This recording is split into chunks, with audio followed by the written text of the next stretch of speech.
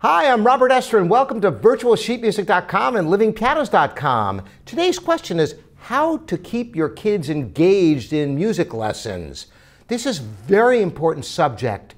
I can't tell you how many times I've seen parents come down on their kids, and you know what? A lot of times I think, boy, if only these parents took music lessons themselves and understand how difficult it is to practice correctly, then they might be more forgiving of their children for not wanting to practice.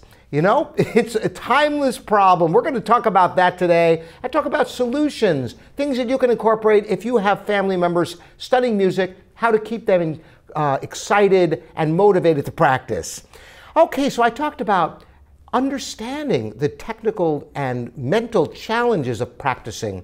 After all, while playing an instrument is great fun, practicing, if done correctly, is hard work. The trick is to do the hard work so you can enjoy the performance.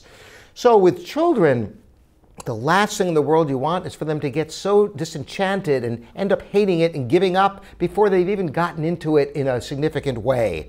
And what are some of the things that you can do to achieve that? Number one, make sure they're not playing on instruments that are not capable of producing proper tone.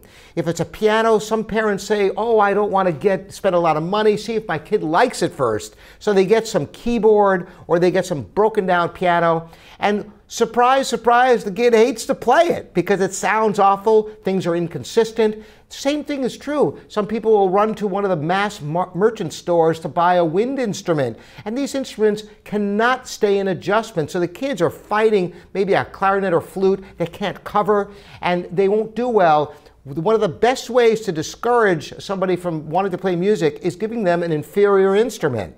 Secondly, get the best possible teacher from the very beginning. It's a great mistake to think that, oh, we'll just start off with a neighborhood teacher, once again with the mistaken notion that it's not so important at the beginning. It's actually exactly the opposite. In fact, somebody who has good training and then goes to a teacher who maybe is lacking, at least will have the intelligence to know that that teacher is not giving them what they need.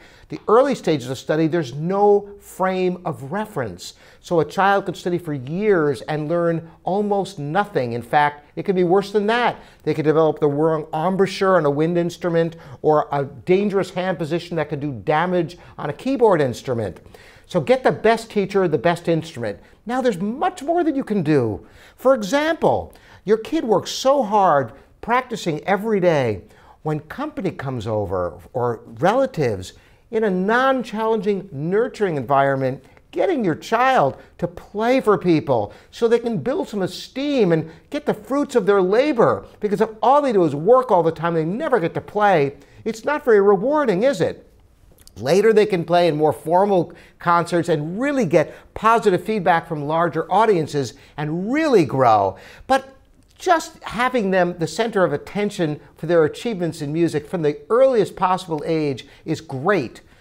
On top of that, play music at home, play recordings, find music, take them to concerts. Now, if they're very young children, maybe outdoor concerts so they don't have to sit still and quiet and be very, very intimidated, or worse yet, maybe make a disruption and be ridiculed.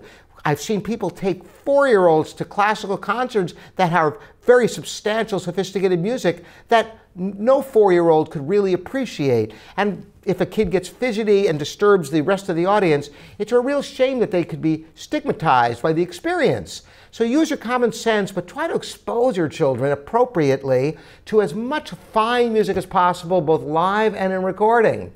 So there are many things you can do to make sure your kids are successful and motivated in practice. It's not a matter of beating them up, but just like you expect your children to do their homework in school, clean up their rooms, brush their teeth, and other things, piano practice or other instrument practice should be a part of the daily routine. It should be not questioned, but it should also be rewarded with performances for friends and family. They should be taken to concerts. Not only that, but let them play anything they want in their free time. Just because they're working on certain classical pieces doesn't mean they can't try to play their favorite popular music that their friends play. I've seen people, once again, even teachers, well-meaning teachers, saying that, oh, you shouldn't play jazz, it's going to ruin your technique. I believe this is nonsense. You can develop more than one language. Look how many people are bilingual, grow up in households that speak more than one language. The same thing is true of music. Expose them to all sorts of things, encourage all different types of experiences in music, and I think it should be great fun for you and your family. Thanks so much for joining me, Robert Estrin, here at virtualsheetmusic.com and livingpianos.com.